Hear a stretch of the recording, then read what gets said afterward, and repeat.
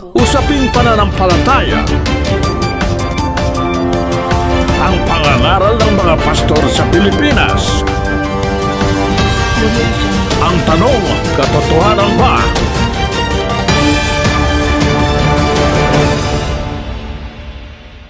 Ang mapapanood ninyo, ito ay mga pangangaral ni Brad Eli Soriano.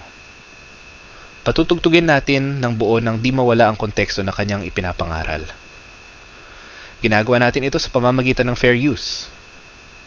Halina at atin ng panoorin. Oo nga pala, ang pag-like ninyo sa inyong pinanood ay malaking suporta na sa aking channel. Ang ating paksa ganito, kung bakit may ikatlong langit. Alam nyo, maraming katuruan tungkol sa langit.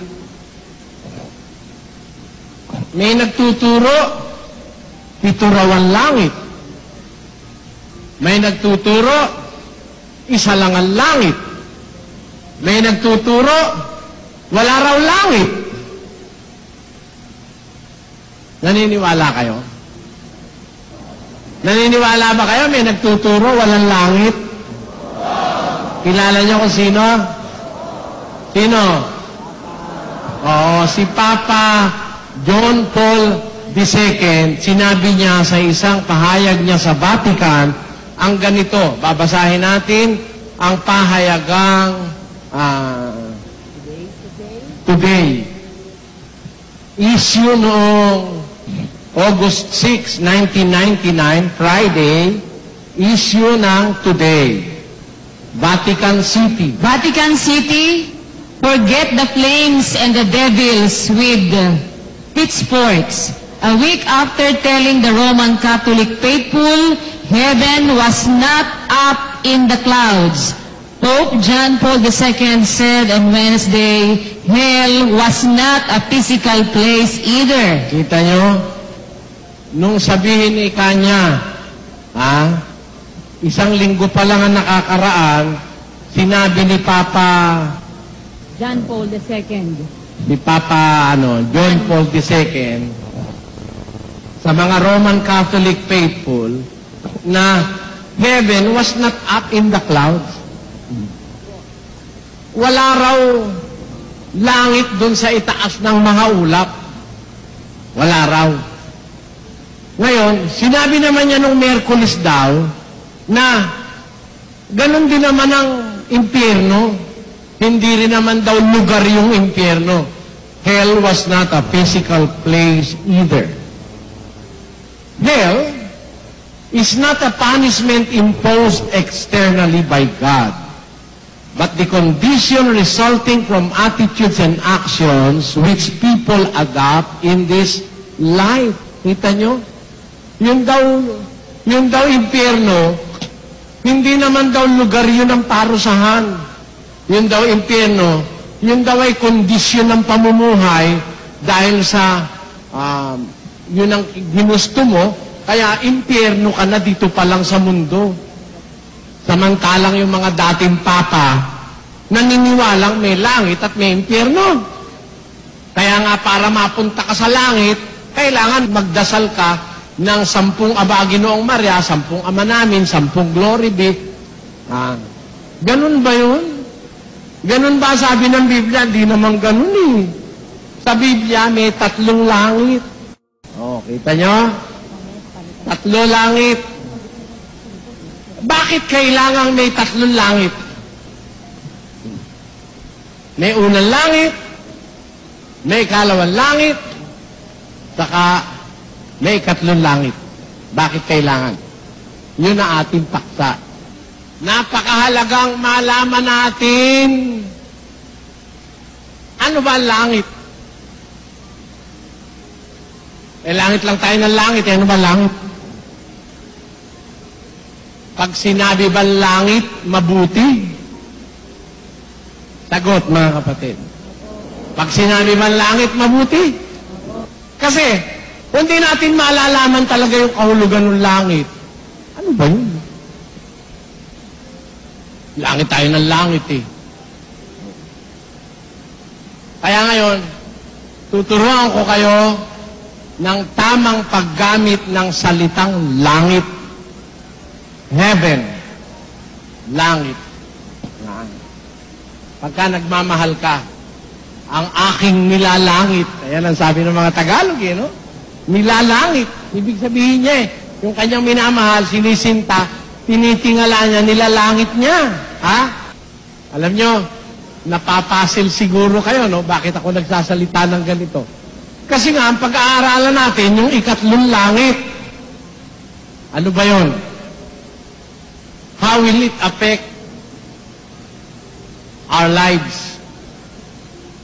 How important is it knowing the third heavens with regards to our salvation? Why do we have to be informed about what is the third heaven? Is there really a third heaven? Or is it true, according to other belief, that there are 7 heavens and there are 7 archangels? Is that true? The Bible speaks of 3 heavens. What is the third? What is the condition of the third heaven? What is the first and the second heaven? Ang langit pala, mga kapatid. Ang langit, marami ka palang dapat maunawaan sa langit. There are so many things that you must understand upon hearing the word heaven. Heaven. Langit. Ha? Napakaraming bagay na dapat nating maintindihan pag sinasabi yung salitang langit. Pero ano yun? Ano yung mahalagang maintindihan natin sa langit? Ayon sa ating paksa, meron pong ikatlong langit. Bakit may ikatlong langit? Ano ang dahilan sa Biblia at may ikatlong langit? Ba't kailangan may ikatlo? Meron namang una, meron pang ipangalawa. Bakit pa may kailangan pang pangatlong langit? At ano ba yung unang langit? At ano ba yung ikalawang langit? Mga kapatid, medyo malayo-layo yung ating lalakbayin ngayon. Makinig kayo mabuti, umunawa kayo, at pakikita ko sa inyo, sa lupa, walang langit. Sa lupa, walang impyerno. Tandaan nyo. Kasi dadating ang panahon, bago parusahan ang masasama, mawawala ang lupa. Ay, paano mangyayari na? Nandito na langit, nandito pa rin na impyerno. Bago magparusa ang Diyos, mawawala muna ang lupa. Gusto nyo, basahin natin? Pakinggan nyo sa Apokalipsis, Kapitulo 20, versikulo 11. Basa. At nakita ko ang isang malaking luklukang maputi. Nakakita si San Juan ng isang malaking luklukang maputi. Tuloy. At ang nakalukluk doon, na sa kanyang harapan, ang lupa at ang langit ay tumakas, at walang nasumpungang kalalagyan nila. Yun. Nakita ko ang isang a great white throne. And him that sat on it, from whose face the earth and the heaven fled away, and there was found no place for them. Nakita ko ang isang luklukang maputi, at sa harap ng nakalukluk doon, sa harap niya, ang langit at ang lupa ay tumakas, at walang nasumpungang kalalagyan nila. Dinawala yung langit at lupa. Ano sumunod na pangyayari? Tuloy. At nakita ko ang mga patay. Nawala na yung langit at lupa niya, na. Nakita niya ngayon yung mga patay. Ano sabi? Malalaki at maliliit, Hmm. na nangakatayo sa harapan ng luklukan, at nangabuksan ng mga aklat, at nabuksan ng ibang aklat, na siyang aklat ng buhay. At ang mga patay ay hinatulan ayon sa mga bagay na nasusulat sa mga aklat. ayon sa kanilang mga gawa. Nyo, nawala na yung langit at saka yung lupa, nung makita niya yung mga patay, nakatayo naman doon sa harapan ng luklukan. Standing before the great white throne, the dead, small and great. And the books were open, and another book was opened, which was the book of life, and the dead were judged according to the things written in the book, according to their works, ayon sa kanilang mga gawa. Sa makatwid, yung palang paghatol sa mga patay, magaganap pagkatapos na mawala yung langit at lupa. Saan mo dadalhin ngayon itong mga patay na ito? Kung ang langit ay nasa lupa at ang impyerno ay nasa lupa na rin, nawala na yung lupa. Nawala pa rin yung langit. Saan mo dadalhin mga patay? May langit ba? Ilan ang langit? 3. Bakit kailangan 3 langit?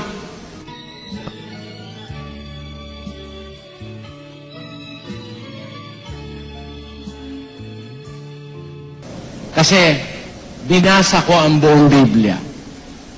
There are 3 heavens. Patunayan natin, babasa tayo sa 12:2 ng 2 Korinto, mga kapatid. Basa.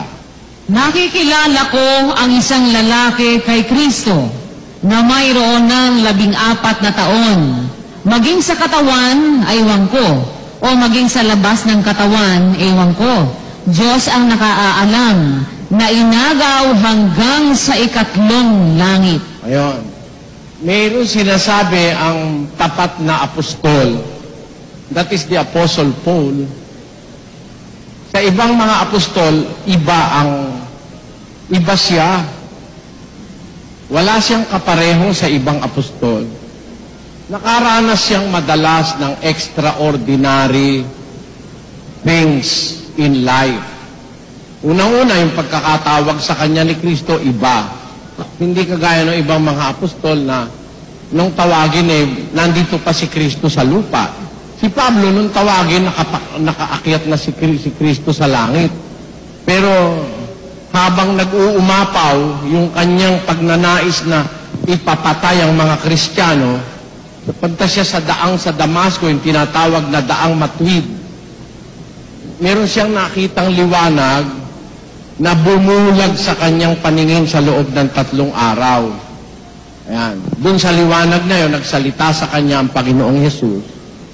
Pablo, o Saulo, Saulo, bakit mo ako pinag-uusig? Sino ka baga, Panginoon, na aking pinag-uusig? Ako'y si Jesus na taga Nazaret na iyong pinag-uusig. Subalit magtindig ka, pumunta ka sa Jerusalem, sasabihin ko sa iyo kung ano ang dapat mong gawin. Tapos, inutusan ng Panginoon si Ananias, puntahan mo si Saulo. Siya'y isang sisidlang hirang sa akin. Ipahahayag ko sa kanya kung gaano karaming bagay ang nararapat niyang tiisin dahil sa aking pangalan, upang madala niya ang aking pangalan sa mga hari, sa mga anak ni Israel at sa mga hintil. Kaya, doon nagumpisa ang ministeryo ni San Pablo. Nakaranas siya ng isang pangyayaring makakita ka ng ilaw, Si San Pablo nakakita ng ilaw, ng liwanag, nakarinig siya ng tinig, nakikipag-usap sa kanya. May saksi siya. May saksi siya. Although yung mga kasama niya, hindi naririnig kung ano yung sinasabi ng tinig, narinig nila yung tinig, nakita rin nila yung ilaw, yung liwanag. May saksi, hindi nag-iisa si Pablo nung mangyari yon. Kaya si Pablo, meron siyang mga experience na kakaiba sa ibang apostol. Ang isa dyan, nung siya ay, sabihin niya, nakakakilala ako ng lalaki kay Kristo. Meron ng 14 na taon. Sa katawan, ewan ko.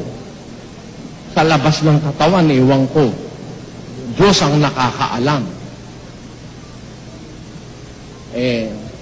Kung hindi mo iintindihin yung sinabi ni Pablo, hindi mo talaga maiintindihan.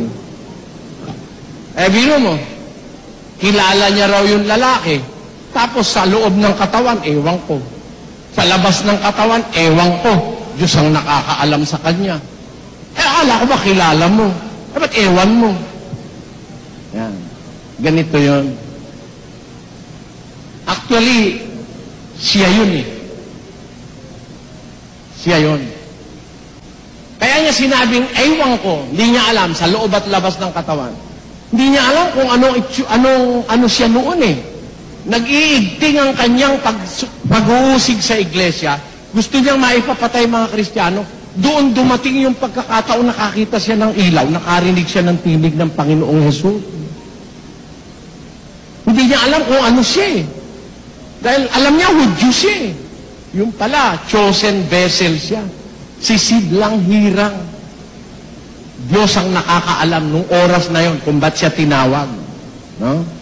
Siya sa kanyang sarili, di niya kilala eh. Ang katunayan, kung itutuloy natin, tungkol sa taong yun, magmamapuri ako.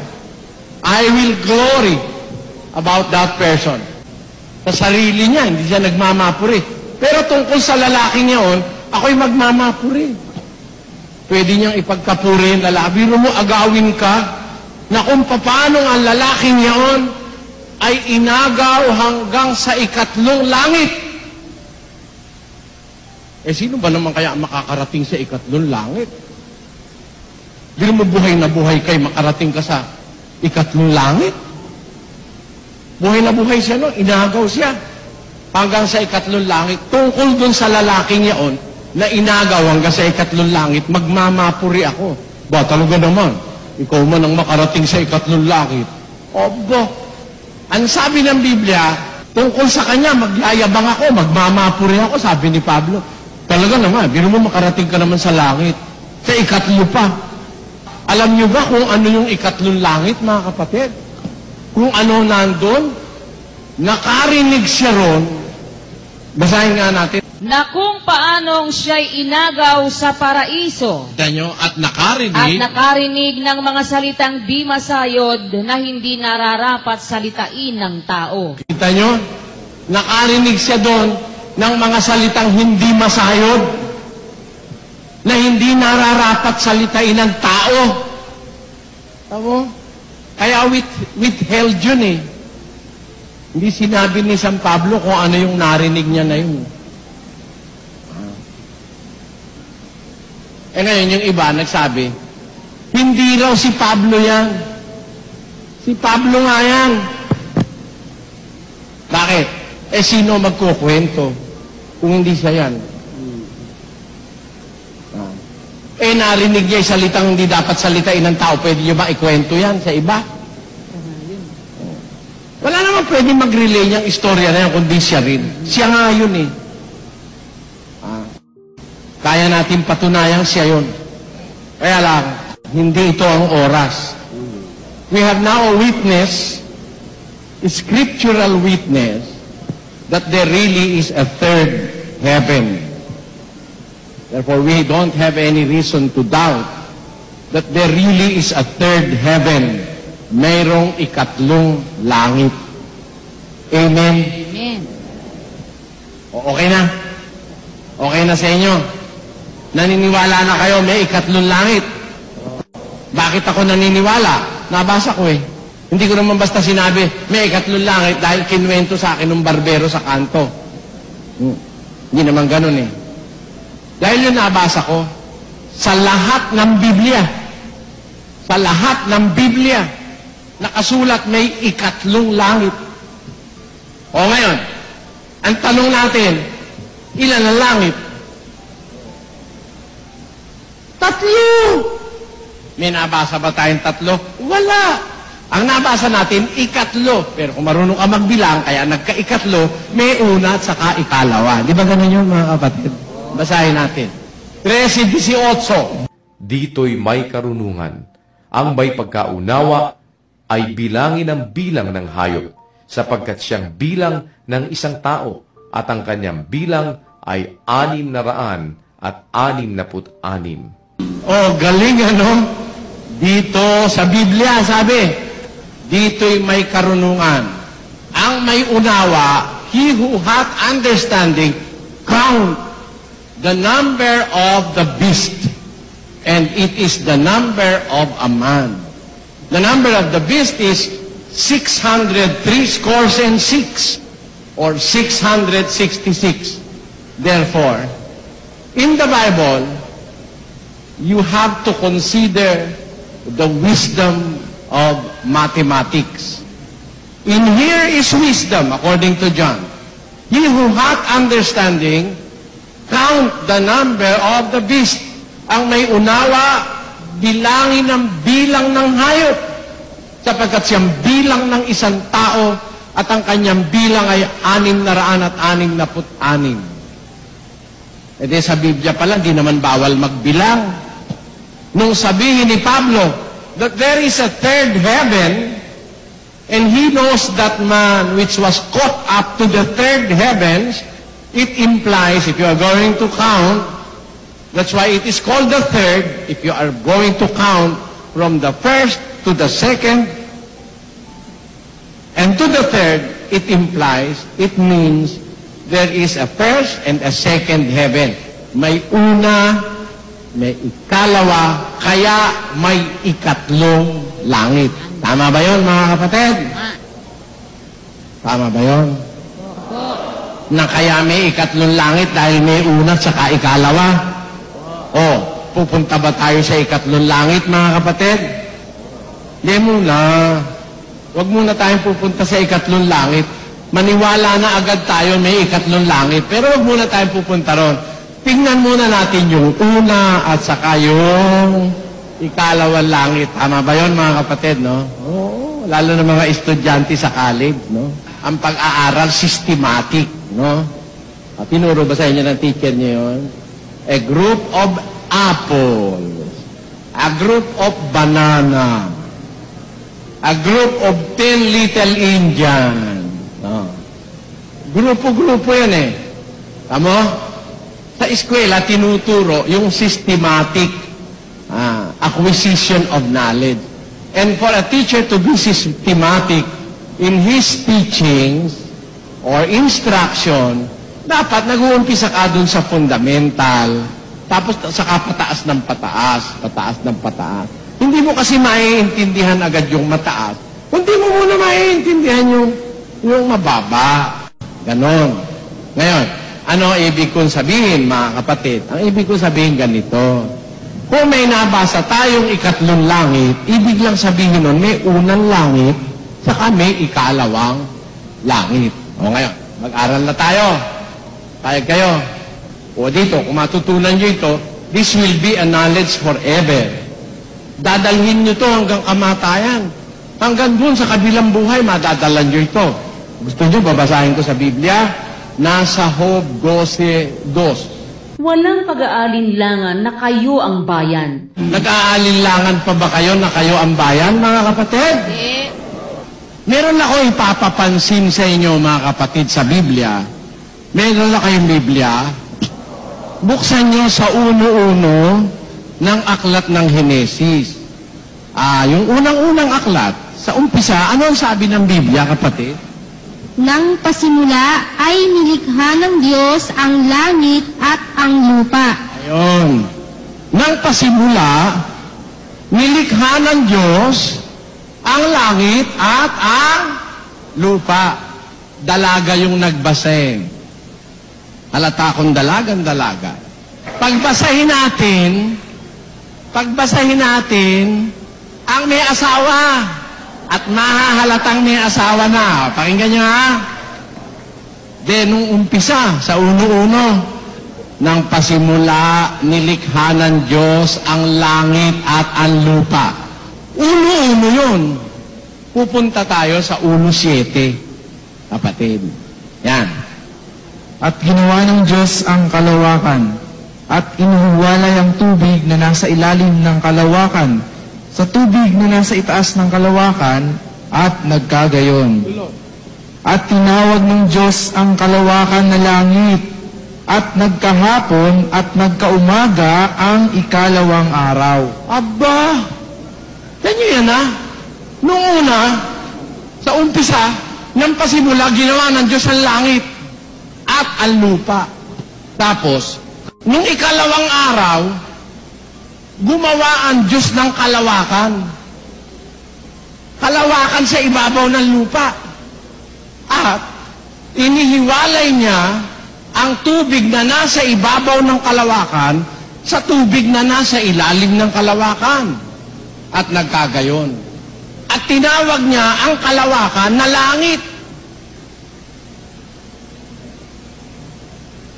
Nakita nyo? Tama ba sabi ko, kapatid? Tinawag niya yung kalawakan na Langit. Po. Langit. tinawag niya yung kalawakan na langit. Yung kalawakan na yan, may tubig sa ibabaw, may tubig pa sa ilalim. Tama? Langit pala yan. Yung kalawakan langit. May tubig sa ibabaw, may tubig sa ilalim.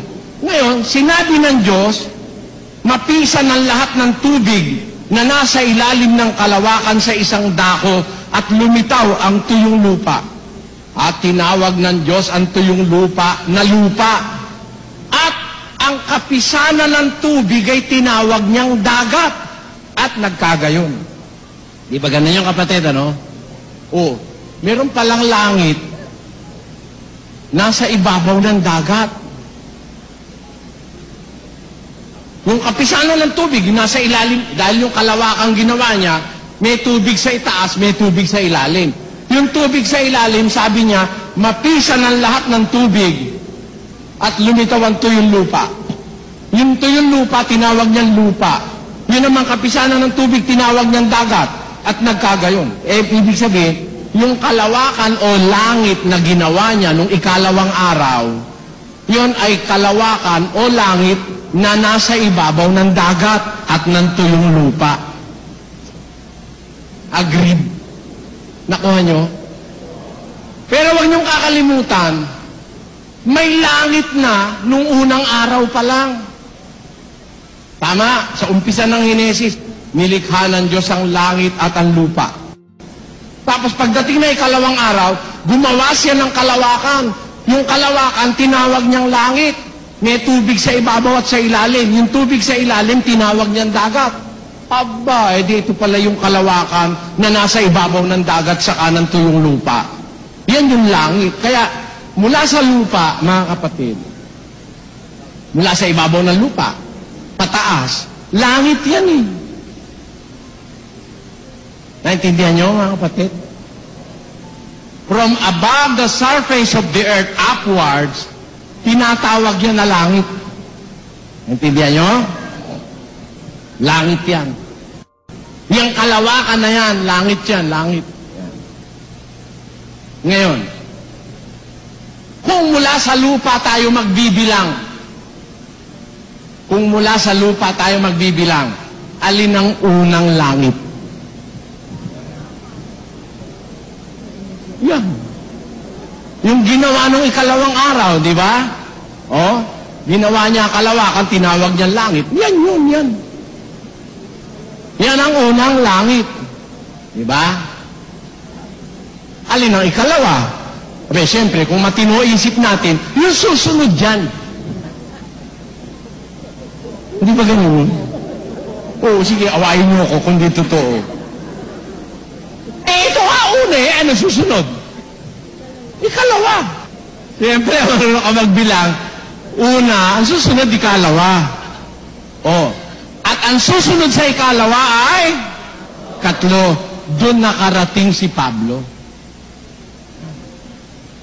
Tandaan nyo, doon siya inagaw hanggang sa ikatlong langit. Pero, tayo ba mga kapatid, nakarating na rin sa langit?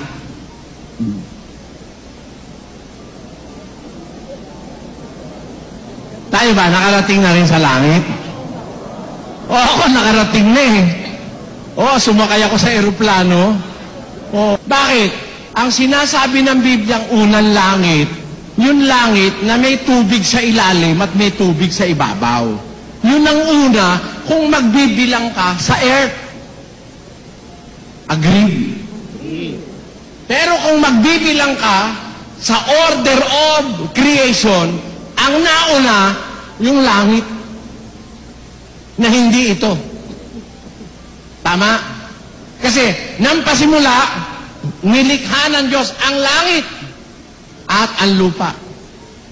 Nung ikalawang araw, gumawa pa siya ng isang langit. Yun nga yung langit na may tubig sa ilalim, may tubig sa ibabaw. Yun nga yung immediate atmosphere natin. Ang tawag dyan yung immediate atmosphere of the earth. Yung unang langit. Yan. Yan ang unang langit. Kung mag-umpisa kang magbilang mula sa earth, sa ibabaw ng mundo, yan ang unang langit. Pero kung sa paglalang, merong mas nauna riyan. Yung nilalang, bago nag-umpisa ang unang araw. Yun. Ngayon, walang duda na meron talagang mga langit. Mga langit. Kaya sa Biblia, dun sa translation from the Hebrew, in the beginning God created the heavens and the earth. En el principio, creyó Dios los cielos y la tierra. Cielos implies that there are heavens. It is not definite whether there are 3 or 2, but definitely they are in the plural. Heavens. In the beginning, God created the heavens and the earth. And on the second day, He created the heaven which contain water above and beneath. That is the space immediately after the surface of the earth. That is a heaven. Yan ay langit. Nakarating na ako dyan sa langit na yan. Kaya tama yung sabi ng Biblia. Yung langit na yan, may tubig sa ibabaw, may tubig sa ilalim eh. Alam niyo kung bakit? May ulap eh. Hindi pa yung ulap, may tubig yun. Oh. Kaya yung langit na yan, may tubig sa ilalim, may tubig sa ibabaw. Oh. Ngayon, nakarating na ako dyan sa unang langit. Di lang masyado mataas. Kayo rin. Di ba? Ay, tumaas ka lang, sakop na ng langit yan eh. Yung space na yan, yung kalawakan na yung langit yan. Pero meron pang isang langit. Yung kasunod niyan. Meron pa rin isa, yung kasunod pa niyan. Tingnan nga natin yung ideya, asan ba yung langit na yun? Yun ba pababa? O pataas? Pataas ba yun? Basa. Pakinggan nyo ha. Sa isang talata, Nehemias 9:6. Basa. Ikaw ang Panginoon, ikaw lamang. Ikaw ang lumikha ng langit ng mga langit, pati ng lahat na natatanaw roon, ng lupa at ng lahat na bagay na nangaroon, ng mga dagat at ng lahat na nangaroon, at iyong pinamalaging lahat, at ang hukbo ng langit ay sumasamba sa iyo. Yan nyo. Napansin nyo yung sinabi na yon. Ikaw ang Panginoon, ikaw ang lumikha ng langit, tapos ng langit ng mga langit. Sa Biblia meron tinatawag na heaven of heavens. Sa ibabaw ng langit, meron pa langit ng mga langit. Ulitin natin ha. Ikaw ang Panginoon, ikaw lamang. Ikaw ang lumikha ng langit ng mga langit. Tanyo? May langit na, meron pa langit ng mga langit. Biro mo, yung langit, lumalangit pa sa ibang langit. Parang, Diyos ng mga Diyos.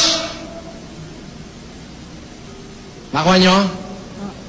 Yung Diyos na kataas-taasan, meron pa rin Diyos sa Kanya na Diyos. Kaya ang tawag sa Kanya, Diyos ng mga Diyos. Ito naman, langit ng mga langit. Ayan. Kaya, talagang maraming langit. Kasi langit na, mayroon pa silang nilalangit. May mas mataas pang langit sa kanila. Kaya alam nyo mga kapatid, yung langit, pataas yan. Pataas yan. Kaya alam niyo ang tawag ng Biblia sa Diyos na naandun sa langit ng mga langit, Alam niyo ba ang tawag ng Biblia ron? Pakinggan niyo sa isang talata ng Henesis 14. Basa. 14:22. At sinabi ni Abram sa hari sa Sodoma, itinaas ko ang aking kamay sa Panginoong Diyos na kataas-taasan. Ano ang tawag ng Biblia sa Diyos?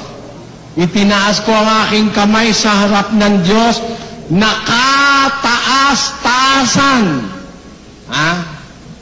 Ang Diyos pala tinatawag na kataas-taasang Diyos. How is that? How is that in English? Altissimo yan sa ano eh. And Abraham said to the king of Sodom, I have lifted up mine hand unto the Lord, the Most High God. The Most High God.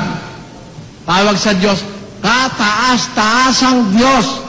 Sa Kastilan, sabi, y respondió Abraham, el rey de Sodoma, he alzado mi mano al Señor Dios alto, poseador de los cielos y de la tierra. Ang sabi sa Biblia, Señor Dios alto, pinakamataas siya, kataas-taasan. Asan siya? Di nandun din siya sa kataas-taasan. Yan ang dapat nating maintindihan. Makikita niyo yan mamaya. Kaya meron talagang maraming langit, mga kapatid. Pero ito ang ating titiyakin ngayon. Pagkatapos ng unang langit, meron pang langit yung pangalawa eh. No? Di ba? Pinagkausapan na natin kanina yun. Agreed na kayo ron, di ba? Yung pagkatapos ng una, may susunod pa. Pangalawa yun, di ba? Kung ang bilang mag-uumpisa sa mundo, ang pangalawang langit, yung susunod pa dito sa langit ng mundo. Yan. Kaya yung iba, nagkakamali. Nagdududa tuloy. Kasi, ang kanila mga pastor, wala namang pakialam ang pastor nila kung pahamak sila, kung maligaw sila. Ako, hindi po ganun ang aking pananaw. Kasi sabi ng Biblia, ang langit at ang lupa, ano kasunod? Ano kasunod? Ang langit at ang lupa ay lilipas. Oh, lilipas pala yun, langit na yun. Natatandaan niyo yung binasa ko kanina, mga kapatid? Isang malaking tronong maputi. Ang nakaupo ron, sa harap niya, tumakas ang langit at lupa, walang masumpungang kalalagyan nila. May nagtanong sa akin, kung totoo ikayan, tatakas ang langit at lupa, saan tayo ilalagay ng Diyos?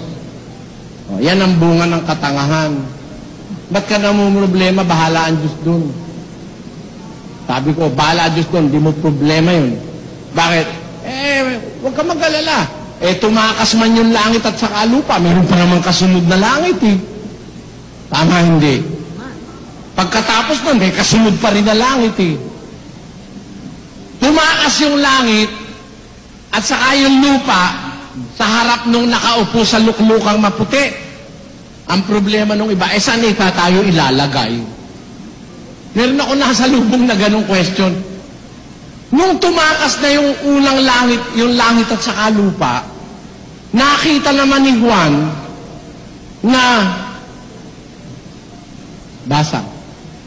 At nakita ko ang isang bagong langit at ang isang bagong lupa, sapagkat ang unang langit at ang unang lupa ay naparam, at ang dagat ay wala na. Narinig nyo? Nakita ko, nawala na yung unang langit saka yung unang lupa. Nakita ko ang bagong langit at saka ang bagong lupa. Bakit? Sapagkat ang unang langit at ang unang lupa ay naparam. Ang dagat ay wala na. Kita mo? Ang galing ano? Ang galing. Kailangan pa lang mawala yung unang langit saka unang lupa para makita mo yung bagong langit at saka yung bagong lupa. Kaya pinalayas ng Diyos yung unang langit at saka unang lupa sa harap niya. Pagkalayas ng unang langit at unang lupa, nakita na ni Juan ang bagong langit at ang bagong lupa, sapagkat ang unang langit at ang unang lupa ay naparam, ang dagat ay wala na. Ngayon, wag muna nating intindihin yan. Pinakikita ko lang sa inyo na meron talagang mga langit na susun-susun, na wala na yung unat saka yung unang langit at unang lupa. Pagkatapos nakita niya yung bagong langit, bagong lupa, di talagang meron. Oo, meron talaga. Pero mamaya may makikita pa kayong iba. Pero teka muna mga kapatid, ito ha. Akala nyo kasi ay pag sinabing langit, tama ay mabuti. Mabuti. O eto ha, ito ang hindi napapagtuunan ng pansin. Mga kapatid, may langit, hindi mabuti.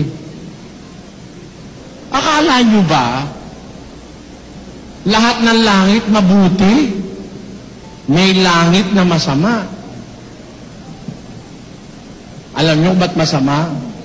Mabuti ba ang mundo? Mga kapatid, mabuti ba ang mundo? Mabuti dati. Sabi ng Biblia, nung matapos lalangin ng Diyos lahat ng bagay, 1:31 ng Henesis, nakita ng Diyos ang lahat ng kanyang ginawa, narito, napaka-buti. Ang buti-buti ng mundo. Eh ano nangyari? Sumpain ang lupa dahil sa'yo, Adan. Dahil sa kasalanan ni Adan, sabi ng Diyos, cursed be the ground because of you. Ha? Alam nyo, meron na ring isa pang masama eh. Hindi lang naman ang lupa ang sumama eh. Alam nyo kung alin pa? Basahin natin ang Hebreo 12:26, na ang tinig na yaon ay nagpayanig noon ng lupa. Datapot ngayon nangako siya na nagsasabi, minsan pang iyayanigin ko, hindi lamang ang lupa, kundi pati ng langit. Yan. Sabi ng Diyos, minsan ko pang iyayanigin, hindi lamang ang lupa, kundi pati langit. Biro mo, yayanigin yung langit. Bakit? Ano ibig sabihin at yayanigin niya langit? Basa. At itong salita, minsan pa, ay pinakakahuluganan ang pag-aalis niya ang mga bagay na niyanig, gaya ng mga bagay na ginawa, upang mamalagi ang mga hindi niyanig. Ano, ang kahulugan pala nung sinabi ng Diyos na yayanigin ko, hindi lang ang lupa, kundi pati ang langit. At itong salitang ito, sabi ni San Pablo, ay pinakakahulugan na ng pag-aalis ng mga bagay na niyanig upang mamalagi ang hindi niyanig. Amen? Amen. We agree to that. Ang pagyanig, palatanda ang aalisin ng niyanig. Sasabihin, ang lupa hindi aalisin, mananatili ang lupa, at yan ang mamanahin ng maaamo, kami yun. Sige, manahin nyo. Kapag hindi naman ako magsasalita, lalabas, wala akong pag-ibig sa inyo. Biro mo, maniwala kang mamanahin mo, itong lupang ito. Sabi ng Biblia, kaya niyayanig ito ng Diyos, at hindi lang ito niyayanigin niya, pati langit, kasi ang kahulugan niyan, aalisin niya ang mga bagay na kanyang niyayanig. Kaya, yung earthquake, lindol, earthquake, nasa dictionary. Ang wala sa dictionary, yung heavenquake. Yayanigin ko pati langit, heavenquake yun. Wala sa dictionary yun. Kaya kung akong gumawa ng dictionary, dadagdagan ko yun. Dahil may batayan ako sa Biblia, sabi ng Diyos, yayanigin ko, hindi lang ang lupa, kundi pati ng langit. Para ipaharamdam niya, ipaalam niya sa tao na ang kahulugan ng pagyanig niya aalisin niya lahat ng bagay na kanyang niyanig upang mamalagi yung hindi niya yayanigin. Tanong, mga kapatid, mayroon bang langit na mayayanig? Meron ba? Basa, pakinggan nyo, 24, 29, Mateo, basa. Datapwat karakarakang pagkatapos ng kapighatian sa mga araw na yaon, ay magdidilim ang araw, at ang buwan ay hindi magbibigay ng kanyang liwanag, at mga lalaglag ang mga bituin mula sa langit, at magsisipangatal ang mga kapangyarihan sa mga langit. Magsisipangatal. Ano ba yung ngatal? Matinding panginginig yun. Mababagsak ang mga bituin mula sa langit. Nako, parang nakikinikinit ako. Asan ba yung mga bituin? Nasa langit, ano? Asan yung langit na kinaroroonan ng mga bituin? Hindi naman yung langit na yan, ano? Ang nandiyan buwan, saka araw. Yung mga bituin, mas malayo yun. Millions of light years away. Yung mga galaxy, ang lalaki nun. Mga kapatid, di nyo na lang maiintindihan yun kung sasabihin ko pa sa inyo eh. Ang lalaki nun. Bawat isang galaxy, meron mga 2 bilyong star o bituin. Bawat isang galaxy, may 2 bilyon bituin halos. Maraming bilyon-bilyong galaxy. Bawat isa ron, bilyon-bilyon ang bituin. Mahirap na lang maintindihan nyo yun eh. Pero ang maintindihan nyo nasa Biblia, mababagsak ang mga bituin sa langit. Tapos, mangangatal ang mga kapangyarihan sa langit. Kita mo na yan? Meron palang kapangyarihan sa langit. Mangangatal. Anong langit yan? Mangangatal ang mga kapangyarihan sa langit. Bakit? Meron bang mga kapangyarihan dyan sa langit? Babasa tayo, ha? At kayo'y binuhay niya nang kayo'y mga patay dahil sa inyong mga pagsalangsang at mga kasalanan na inyong nilakaran noong una, ayon sa lakad ng sanglibutang ito, ayon sa pangulo ng mga kapangyarihan ng hangin, ng espiritu na ngayon ay gumagawa sa mga anak ng pagsuway. Meron palang tinatawag na pangulo ng kapangyarihan ng mga hangin. The prince of the power of the air. Tanyo? Tingnan ninyo sa Grego. Meron tinatawag na prince of the power of the air. Meron palang power dyan, oh. May power. Alam nyo kung asan dyan yung power na yon? Sa 12 ng Efeso. Basa. Sapagkat ang ating pakikibaka ay hindi laban sa laman at dugo, kundi laban sa mga pamunuan, laban sa mga kapangyarihan, laban sa mga namamahala ng kadilimang ito sa sanglibutan, laban sa mga ukol sa espiritu ng kasamaan sa mga dakong kaitaasan.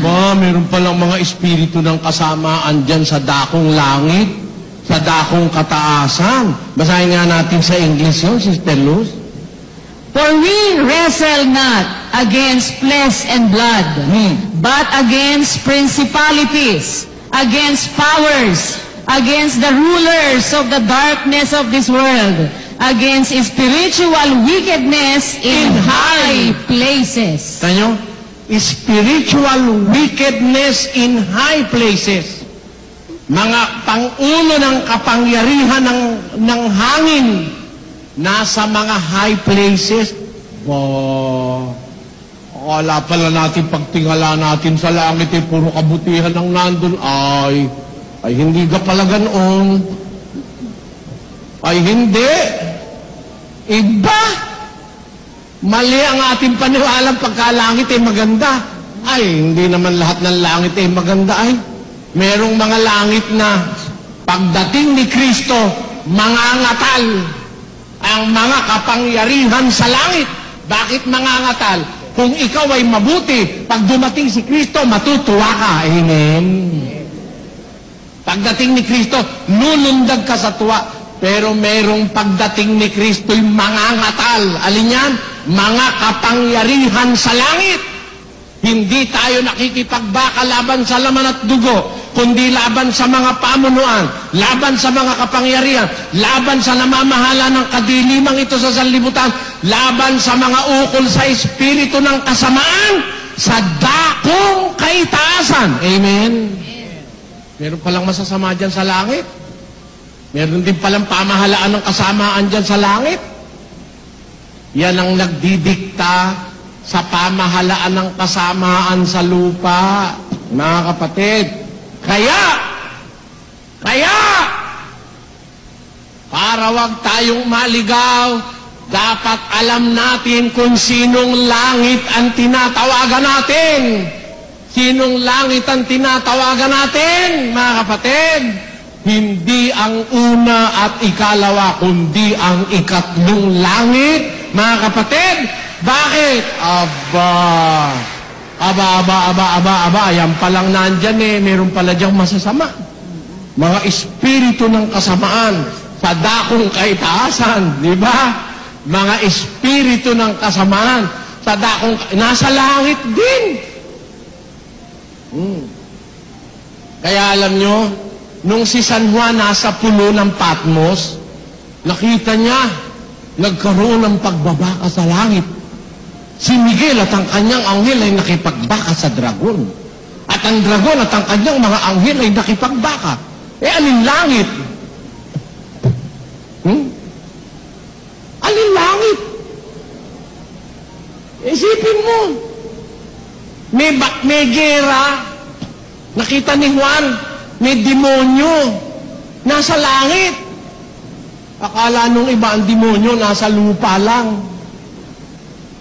Alam nyo, yung mga masasamang espiritu, sa pangunguna ng demonyo, merong headquarters sa taas yan, may headquarters sa baba. Pakinggan nyo ha. Home. Basa. At sinabi ng Panginoon kay Satanas. Anong sabi ng Panginoon kay Satanas? Saan ka nanggaling? Saan ka galing? Anong sagot ni Satanas? Nang magkagayoy, sumagot si Satanas sa Panginoon at nagsabi. Ang sabi? Sa pagpaparot parito sa lupa at sa pagmamanhik manaog doon. Kita nyo? Nagpapanik panaog pala demonyo. Pagka sinabi panhik panaog, ano ba ibig sabihin nun? Di umakyat sa taas. Bakit? Merong prince of the power of the air.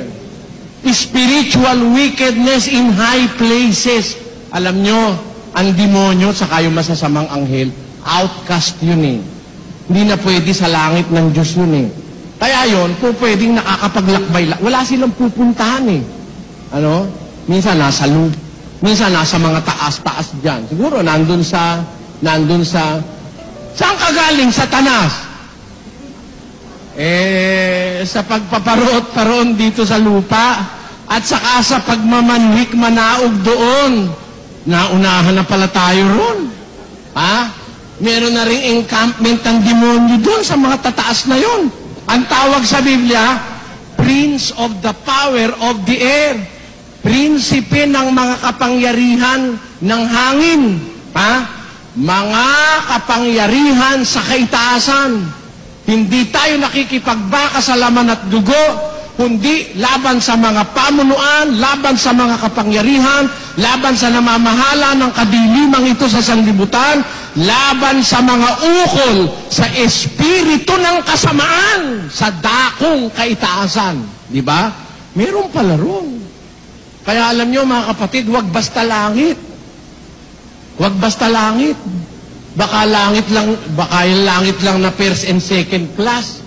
Ay, nako, demonyo makakamit mo doon. May demonyo rin sa langit na yun. May mga demonyo yan. Yan ang mga nagsasagawa ng matataas na, kasamaan. prince of the power of the air. Ayan. Kaya, ingat kayo. Ingat kayo. Hindi lahat ng langit, langit ng Diyos. Hindi lahat ng langit, naroon ng Diyos. Maliwanag ang sinabi ng ating Panginoong Yesus. 14:1. Sabi niya, magsisampalataya kayo sa Diyos. Magsisampalataya naman kayo sa akin. Sa bahay ng aking Ama, maraming tahanan. Kundi ganon, sinabi ko na sana sa inyo. Sapagkat ako'y paroroon upang maipaghanda ko kayo ng dakong kalalagyan.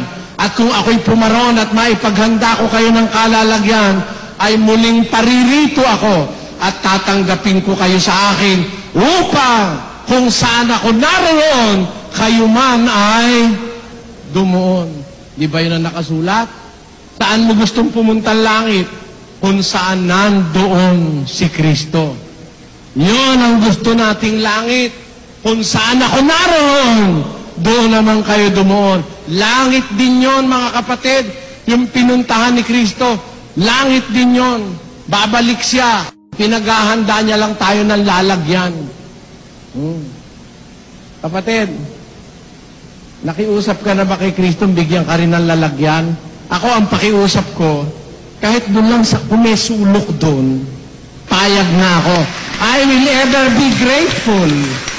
Magpapasalamat ako ng patong-patong sa Diyos. Makarating lang ako kahit doon sa pinakasulok ng langit na yon. At hindi ako masisisi ng Diyos pag sinasabi ko ang bagay na ito. Bakit? Nakakita ako ng isang ideya para kahabagan ng Diyos sa buhay na ito. Ang ideya ko'y nanggaling doon sa babae. Panginoon, pagalingin mo po yung anak ko. Nahihirapan po ang anak ko, Panginoon. Binawalan ng mga apostol yung babae. Sunod na sunod, sigaw na sigaw. Ang sabi ng Panginoong Jesus, hindi nararapat kunin ang tinapay at ibigay sa mga aso. Sumagot yung babae, oo, Panginoon. Ngunit ang aso man po ay nag-aabang ng mumu na nahuhulog mula sa dulang ng kanyang Panginoon.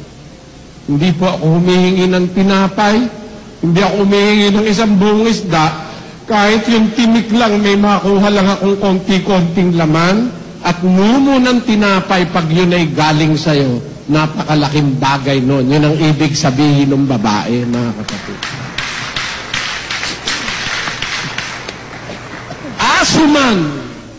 Asuman ay nag-aabang ng mumo na nahuhulog mula sa dulang ng kanyang Panginoon. Yun ang ideya ko Sabi ko, sana wag akong magkasala pag sinasabi ko, kahit lang ako dun sa, kung meron man sulok yun, kung ano man yun, makarating lang ako ron. Kahit hindi ako makalapit ng malapit sa Diyos, makita ko lang siya, nasa isang malayong sulok ng langit, maligayang maligaya na ang puso ko, natiis ko na, at tama na, bayad na yung aking ipinagtiis sa mahabang panahon ng pagtitiis ko ng pang-aapi ng aking mga kapwa-tao. Okay na yun, bayad na lahat yun. Matanaw ko lang ang kanyang mukha mula sa isang malayong sulok ng langit, basta langit. Hindi langit na may demonyo pala. Kaya nga pagdating ni Kristo, mangangatal Diba? Mangangatal ang mga kapangyarihan sa langit. Ang katunayan, Lucas 21, pakinggan nyo sa isang talata. Magsisipang lupaypay ang mga tao dahil sa takot at dahil sa paghihintay ng mga bagay na darating sa ibabaw ng sanlibutan, sapagkat mangangatal ang mga kapangyarihan sa mga langit. Palagay nyo, sino yung mga yan? Asa niya? Nasa langit Pero pagdating ni Kristo, mangangatal sila. Manginginig sila sa takot. Di nasa langit yan. Yan ang mga kapangyarihang nasa itaas sa langit. Yung langit na yan. Pero tandaan nyo, hindi yan yung langit na pinuntahan ni Kristo. Alin ba yung langit na pinuntahan niya? Pakinggan nyo, Sa Lucas pa rin, ganito ang ating mababasa. Basa. At sinabi niya, Jesus, alalahanin mo ako pagdating mo sa iyong kaharian. Ang sabi nung magnanakaw na kondinado na, wala na rin panahon para siya mabotismuhan. Parang wala na siyang pag-asa. Nakita niya si Kristo pala talagang anak ng Diyos. Sabi niya sa Panginoong Jesus, Jesus, alalahanin mo ako pagdating mo sa kaharian mo. Napapansin niyo yung sabi nung magnanakaw? Parang ang kulang pa sa paggalang eh. Tinawag niya lang Panginoong Jesus, Jesus lang. Jesus, alalahanin mo ako pagdating mo sa iyong kaharian. Ano sabi ng Panginoong Jesus? At sinabi niya sa kanya, katotohanan sinasabi ko sa iyo, ngayon ay kakasamahin kita sa paraiso. Ano ba hinihingi ng tao? Isama sa kanyang kaharian. Anong sagot ni Kristo? Kakasamahin kita sa paraiso. Asan ba ang kaharian ni Kristo? Di na sa paraiso. Tama ba yun? Ang hiling ng tao, isama mo ako sa kaharian mo pagdating mo kakasamahin kita sa paraiso. Hindi naman irrelevant si Kristo He's always sensible. In fact, He is the most sensible preacher in every time. Si Kristo ay sensible preacher. Ano sabihin nung magnanakaw? Alalahanin mo ako pagdating mo sa kaharian mo. Ang sagot niya, sensible. Bayan mo, kakasamahin kita sa paraiso. Sinasabi ko sa iyo ngayon pa. Kakasamahin kita sa paraiso. Asan yung kaharian ni Kristo? Nasa paraiso. Diba? Tanungin natin si San Pablo. San Pablo, asan ba yung paraiso? Pakinggan nyo, babasa tayo. Pakinggan nyo mabuti, mga kapatid. 12:1, patuloy hanggang 5. Basa. Kinakailangang ako'y magmapuri. Ngunit, Bagaman ito'y hindi nararapat. bakit? Ngunit aking sasaysayin ang mga pangitain ko at mga pahayag ng Panginoon. Tayo, nakikinig kayo? Kinakailangang ako'y magmapuri, sabi ni Pablo. Bagaman ito'y hindi nararapat. Hindi naman nararapat ito pero kailangan Kundi, sasaysayin ko ang aking mga pangitain at ang mga pahayag ng Panginoon. Nakakita pala siya ng pangitain at nakarinig siya ng pahayag ng Panginoon. Tuloy. Nakikilala ko ang isang lalaki kay Kristo na mayroon ng 14 na taon. Maging sa katawan, aywan ko. O maging sa labas ng katawan, aywan ko. Diyos ang nakaaalam. Na inagaw hanggang sa 3 langit. Inagaw pala yung lalaki sa 3 langit. Tungkol sa taong iyon, ako'y magmamapuri. Ngunit tungkol sa aking sarili, ay hindi ako magmamapuri. Maliban na sa aking mga kahinaan. At nakikilala ko ang taong yan. Maging sa katawan o sa labas ng katawan, ewan ko, Diyos ang nakaalam na kung paanong siya'y inagaw sa paraiso. Kita nyo? Yung palang 3 langit, nandun pala yung paraiso. Doon siya inagaw sa 3 langit, inagaw siya sa paraiso. At nakarinig ng mga salitang di masayod na hindi nararapat salitain ng tao. Yung palang 3 langit nandun pala paraiso. Yun pala ang sinabi ni Kristo dun sa magnanakaw, kakasamahin kita sa paraiso. Yung palang paraiso nasa 3 langit. Kaya yun ang langit na dapat nating marating mga kapatid Yun ang kataas-taas ang langit. Nandun ang kataas-taas ang Diyos. Nandun ang ating Panginoon Kristo.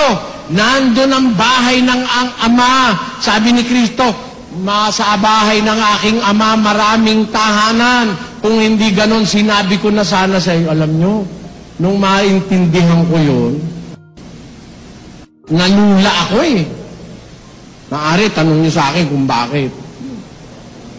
Eh sabi ni Kristo, sa bahay ng aking ama, maraming tahanan eh.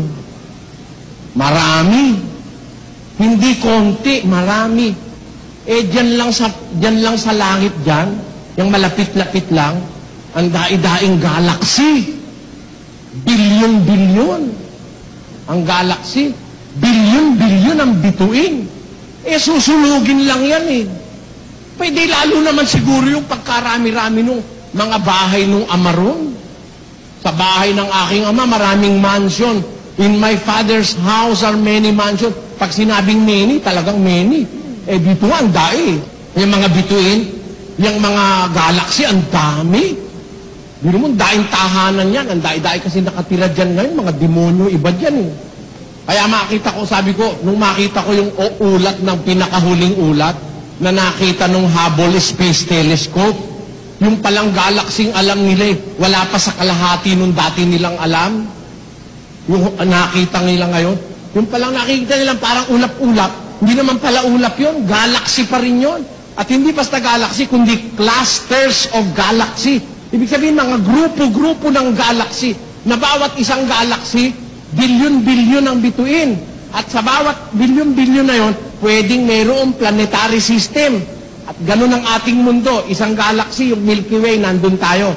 Sa Milky Way, nandun yung Sun at saka yung solar system. No? Kapiraso lang tayo. Eh, ang laki-laki na nung galaxy natin. Laki-laki na nga eh. Diba, mundo, Pilipinas lang, nakakalula sa laki eh. Eh, tuldok lang yan sa mapa eh. Eh, buong mundo pa, buong solar system pa, buong galaxy pa, buong universo pa, eh, pagkalaki-laki nun. Pero, ang ating Panginoong Jesus, ang ating Diyos, nasa paraiso. Ang paraiso, nasa ikatlong langit, at doon niya dadalhin ang kanyang mga lingkod. Paparoon ako. Paparoon ako, sabi ni Kristo. Ipaghahanda ko kayo ng kalalagyan. At kung kayo ipaghanda ko na ng kalalagyan, muling paririto ako upang tanggapin ko kayo sa akin, upang kung saan ako naroon, doon din naman kayo dumon. Amen? Saan siya pupunta? Saan siya pumunta? Nasa ikatlong langit. Nandun. O ngayon, kala nyo, tapos na ron? Hindi pa tapos, hoy. Ha? Meron pang napakagandang mangyayari sa ikatlong langit. Alam nyo kung alin yun? 21:1-2. Basa. At nakita ko ang isang bagong langit at ang isang bagong lupa, sapagkat ang unang langit at ang unang lupa ay naparang, at ang dagat ay wala na.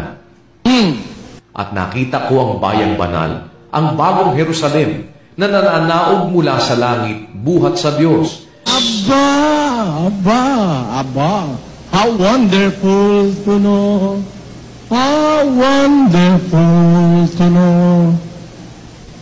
You really care. Nung mawala na pala yung unang langit sa kaunang lupa, nakita ni Juan, bumababa ang bayang banal, ang bagong Jerusalem, nananaog, buhat sa langit. Tanyo, wala na yung unang lupa, wala na yung unang langit. Diba? Nakita niya yung bagong lupa at bagong langit. Tapos, nakita niya yung bagong Jerusalem, yung bayang banal, bumababa, buhat sa langit, buhat sa Diyos. Hindi nga matututulan, meron nga talagang langit pa ron. Nawala na yung una eh. Tapos may binabaan pa yung bagong langit at saka pagkalakit, lawak-lawak pala talaga ng langit. Biro mo yung bagong langit at saka yung bagong lupa, bababa mula sa langit. Eh nung bumaba, wala na yung unang lupa at saka yung unang langit. Eh bababa yung bagong langit at bagong lupa mula sa langit. Yung bagong Jerusalem. Nung makita niya yon, wala na yung unang lupa at saka unang langit. Pwede wala sa Davao. Naintindihan nyo? Opo. Diba? Ulitin ko yung 21.1 ha. 21.1 hanggang 2. Basa. At nakita ko ang isang bagong langit at ang isang bagong lupa. Bakit bago? Sapagkat ang unang langit at ang unang lupa ay naparang. Hindi, nawala na pala ang Mindanao. Opo. Tama ba yun? Ma. Ulit. Ulit. At nakita ko ang isang bagong langit at ang isang bagong lupa. Bakit niya nakita yung bagong langit, bagong lupa? Sapagkat ang unang langit at ang unang lupa ay naparang. May Mindanao pa. Wala na. Hindi ba ang Mindanao ay bahagi ng unang lupa? Opo. Tama? Ma. Oh, ang Luzon, bahagi ba ng unang lupa? Hagi. Naparam na. May Luzon pa ba? Wala na. Lalong wala ng Mindanao. Amen? Amen. Oh, tapos, nung mawala na yung unang langit at unang lupa, ibig sabihin, wala na itong mundong ito, nakita niya ngayon yung bagong langit at bagong lupa. Tapos, At ang dagat ay wala na. wala na rin pati dagat. Tapos, At nakita ko ang bayang banal, ang bagong Jerusalem, na nananaog mula sa langit buhat sa Diyos. saan manggagaling ang bagong Jerusalem? Saan? Mula sa langit, buhat sa Diyos. Alam niyo kung tignan ko kayo rito, ang suswerte niyo naman. Alam niyo kung bakit? Ano ang masasabi niyo? Mapapalad kayong mga dukha! Sapagkat sa inyo ang kaharian ng Diyos. Mapapalad kayo na nagugutom ngayon sapagkat kayo'y pupusugin. Mapapalad kayo na mga pinag-uusig dahil sa katwiran. Mapapalad kayo kung kayo aalimurahin ng mga tao, pagsasalita ng saring-saring masasama dahil sa aking pangalan. Magagala kayo sa araw na yaon. Lulukso kayo sa kagalakan sapagkat malaki ang ganti sa inyo sa langit. Amen! Napakaswerte ng kongregasyong ito sa lahat ng kongregasyon sa mundo. Bakit? Bakit? Sapagkat ang unawang napasa inyo ay unawang galing sa Diyos, mga kapatid. Hindi kayang tutulan ng kahit na sino. Sino tututol? Wala sa Davao ang bagong Jerusalem. Bakit? Nakita na nga ni Juan nawala yung unang lupa at saka unang langit. Tapos nakita niya, yung bagong Jerusalem, bumababang mula sa langit. Hindi pala sa Davao yun. Alam niyo ba kung ano nasa paraiso, mga kapatid? Pakinggan niyo, meron dong napakagandang bagay sa paraiso. 2 ng Apokalipsis. Basa. Ang may pakinig ay makinig sa sinasabi ng Espiritu sa mga iglesia. Tuloy. Ang magtagumpay Ang magtagumpay ay siya kung pakakanin ng punong kahoy ng buhay na nasa paraiso ng Diyos. Amen! Ano ang nasa paraiso? Punong kahoy ng buhay. Hindi durian. Hindi durian, no? Ang nasa paraiso, ang magtatagumpay, pakakanin ko ng punong kahoy ng buhay na nasa paraiso ng Diyos. Asan ang paraiso? Nasa ikatlong langit. Nasaan ang Diyos at si Kristo?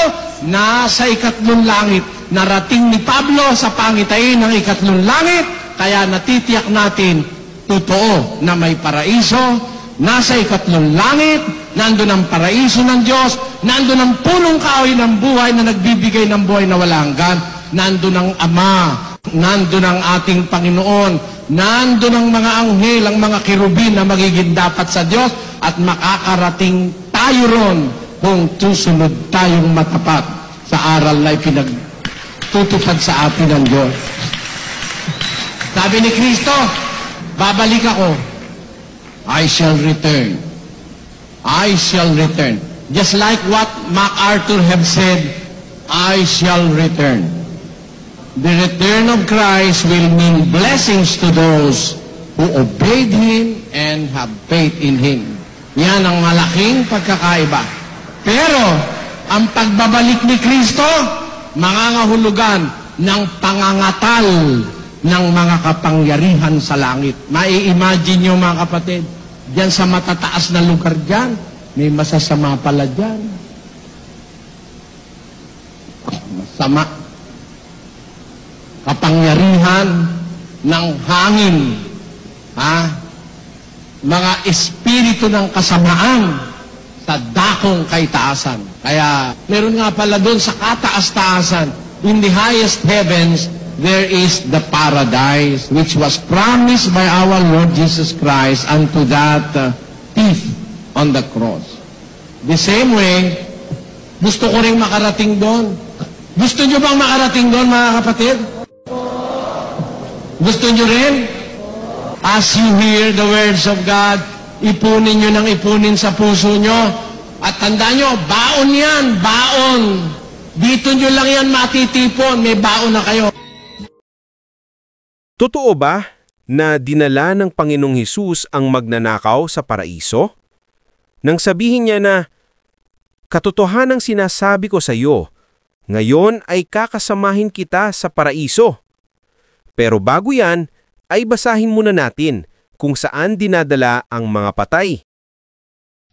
At nangyari na namatay ang pulubi at siya'y dinala ng mga anghel sa sinapupunan ni Abraham.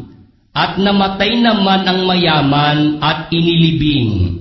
At sa Hades na nasa mga pagdurusa ay itiningin niya ang kanyang mga mata. At natanaw sa malayo si Abraham at si Lazaro ay nasa kanyang sinapupunan. At siya'y sumigaw at sinabi, Amang Abraham, maawa ka sa akin at suguin mo si Lazaro upang itubog niya sa tubig ang dulo ng kanyang daliri at palamigin ang aking dila sapagkat naghihirap ako sa alab na ito. Tatapwat, sinabi ni Abraham, Anak, alalahanin mo na ikaw ay tumanggap ng iyong mabubuting bagay sa iyong pamumuhay, at si Lazaro sa gayon ding paraan ay masasamang bagay.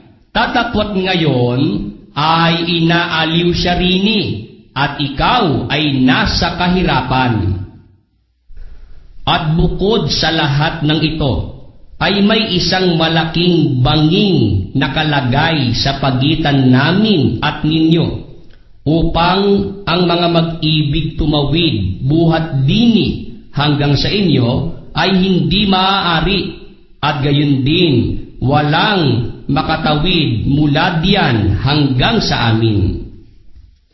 At sinabi niya, Ipinamamanhik ko nga sa iyo, Ama, na suguin mo siya sa bahay ng aking ama, sapagkat ako'y may 5 kapatid na lalaki, upang sa kanila'y patotohanan niya, baka pati sila'y mga parito sa dakong ito ng pagdurusa.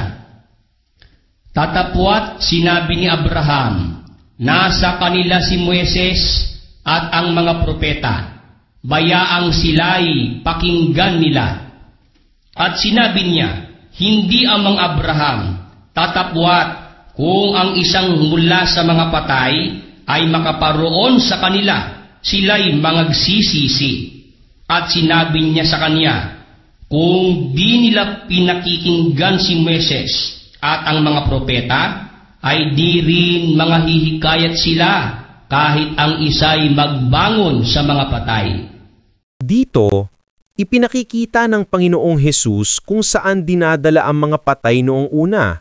Kaya ang Panginoong Hesus at ang binangakong magnanakaw na kakasamahin niya sa paraiso ay dito rin dinala ng mga anghel sa sinapupunan ni Abraham. Sa bilangguan pala ng mga patay o ng Hades ay may dalawang lugar na pinupuntahan ng mga patay. Sa nakikita natin sa talata ay lugar ng kaaliwan at lugar ng pagdurusa. Ang lugar ng kaaliwan ay ang lugar ni Abraham at ang kahirapan ay lugar ng mayaman. Ang lugar ni Abraham ay ang lugar ng mga namatay na matutuwid na tao gaya ni Lazaro, at diyan rin dinala ang Panginoong Hesus at ang magnanakaw. Hindi kaya na ang paraiso na tinutukoy ng Panginoong Hesus ay ang lugar ni Abraham sa Hades, kung saan inaaliw ang mga matutuwid na tao? Ang nasusulat sa Henesis Kapitulo 1 sa talatang 3 hanggang 31 ay recreation o restoration ng mundo dahil sa nangyari sa mundo sa talatang 2 na ang lupa ay nakalubog sa tubig. Kung ating uunawain sa nakasulat sa Kapitulo 1 ng Henesis, ay lumalabas na mas naunang nilikha ang mundo kaysa araw at mga bituin. At sinabi ng Diyos, magkaroon ng mga tanglaw sa kalawakan ng langit upang maghiwalay ng araw sa gabi at maging pinakatanda at pinakabahagi ng panahon ng mga araw at ng mga taon, at maging pinakatanglaw sa kalawakan ng langit upang tumanglaw sa ibabaw ng lupa, at nagkagayon. At nilikha ng Diyos ang dalawang malaking tanglaw. Ang malaking tanglaw ay upang magpuno sa araw, at ang maliit na tanglaw ay upang magpuno sa gabi. Nilikha rin niya ang mga bituin, at mga inilagay ng Diyos sa kalawakan ng langit upang tumanglaw sa ibabaw ng lupa, at upang magpuno sa araw at sa gabi, at upang maghiwalay ng liwanag sa kadiliman. At nakita ng Diyos na mabuti. At nagkahapon at nagkaumaga ang ika-4 na araw. Ang sabi, sa ika-4 na araw ay nilikha ang araw at mga bituin, pero sa unang araw pa lang, sa talatang 2, ay nandun na ang lupa. Pero ang araw daw at bituin ay nilikha sa ika-4 na araw. Lalabagin ang nadiskubre ng siyensya na ang araw at mga bituin ay mas matanda kaysa sa mundo. Kaya ang nababasa sa talatang 2 patuloy ay recreation o restoration na lang. Kung ating pag-aaralan ang talatang 1 ay sinasabi na ang mundo ay nalikha na at tapos na. Pwede bang sabihin na nagawa na pero kulang-kulang at hindi pa tapos? Kaya bago pa may nangyari sa sinasabi sa talatang 2, ang mundo ay maayos at maganda. Pero may hindi inaasahang nangyari sa talatang 2 na ang mundo ay nakalubog sa tubig at sinasabi pa na sira at wasak. Ito ay isang tanda ng paggunaw na ginawa ng Diyos sa mundo. Alam naman natin kung bakit ginugunaw ng Diyos ang mundo. Ito ay dahil sa kasamaan na nangyayari sa mundo. Dahil may nasusulat sa Biblia na ang mundo ay ipinamahala ng una sa mga anghel. At dahil sila ang mga Diyos sa lupa, nagmataas si Lucifer na gusto pati sa langit ay pamahalaan niya. Kaya nga, ang sapantaha ng mga Bible scholar, ang nasusulat sa talatang 2 ay Lucifer's flood. Naging masama ang mundo dahil kay Lucifer na naging Satanas. Kinikilala kasi si Lucifer na Diyos dito sa mundo nung una. Kaya nga muli niyang inagaw ito kay Adan at Eva. Bakit ko nasabi na ang Henesis Kapitulo 1 ay pagpapakita ng recreation o restoration? Dahil sa salitang was. Kailangan nating tignan ang salitang Hebreo na ginamit. Ang kanyang strong number ay H1961. Ang sabi ay hauyaw, na ang ibig sabihin ay to exist, that is, be or become, come to pass. At tingnan pa natin sa Google. Ang sabi sa Google ay the past participle of was, which is the past tense of the verb to be, is been, na ang ibig sabihin sa Tagalog ay naging. Kaya, kung ating uunawain ang nakasulat sa Henesis Kapitulo 1 sa talatang 2, kung lilinawin ay, at ang lupa ay naging. Huwag kalilimutan ang salitang naging.